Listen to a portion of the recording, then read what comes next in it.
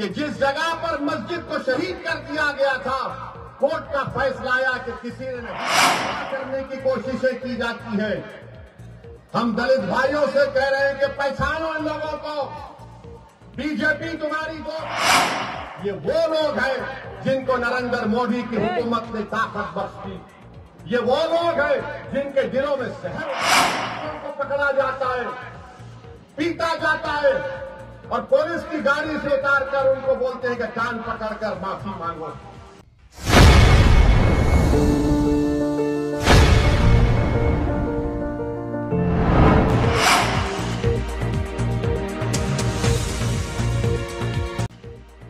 कि जिस जगह पर मस्जिद को शहीद कर दिया गया था, कोर्ट का फैसला आया कि किसी ने नहीं तोड़ा।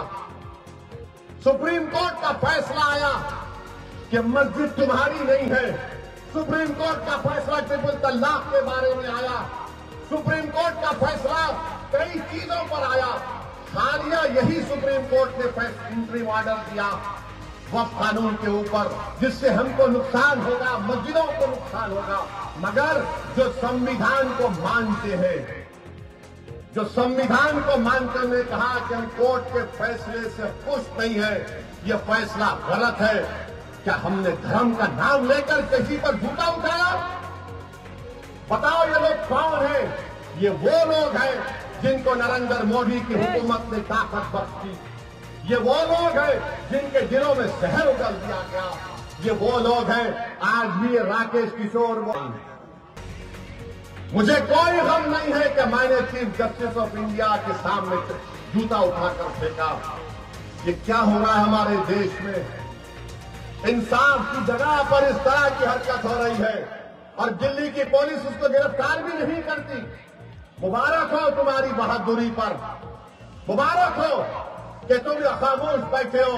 अरे अगर चीफ जस्टिस कंप्लेन नहीं करते तो तुम तो एक्शन ले सकते थे, लेकर जाते हो उसको। उत्तर प्रदेश में बच्चों को पकड़ा जाता है, पीटा जाता है और पुलिस की गाड़ी से उतारकर उनको बोलते हैं कि कान पकड़कर माफी मांगो, क्योंकि उसका नाम राकेश किशोर है। क्या तुम्हारा बाप लगता हो?